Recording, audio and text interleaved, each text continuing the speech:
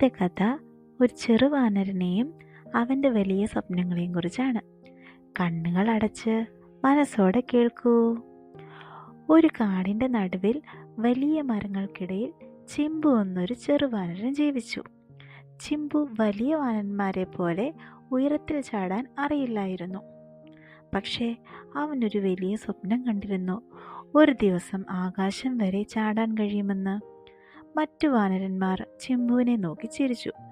നിനക്ക് ആകാശം വരെ ചാടാൻ കഴിയുമോ? നീ ചെറുതാണ് എന്നായിരുന്നു അവരുടെ വാക്കുകൾ. പക്ഷേ ചിമ്പു വിശ്വസിച്ചു. ഓരോ ദിവസവും അവൻ ചെറിയ ചാടലുകൾ പരിശീലിച്ചു. അവൻ വീണു, വീണ്ടും ശ്രമിച്ചു, വീണു, വീണ്ടും ശ്രമിച്ചു. ഒരു ദിവസം കാറ്റ് ശക്തമായി വീശിയപ്പോൾ ചിമ്പു ഒരു വലിയ ഇലയിൽ കയറി. കാറ്റ് അവനെ ഉയർത്തിക്കൊണ്ടുപോയി.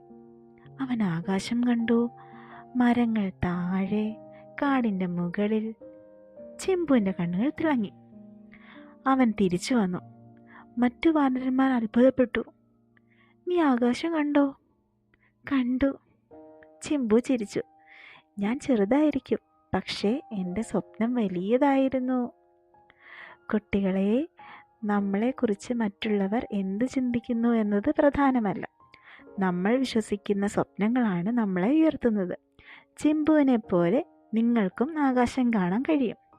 സ്വപ്നം കാണൂ, ശ്രമിക്കൂ, വിജയിക്കൂ. Good night.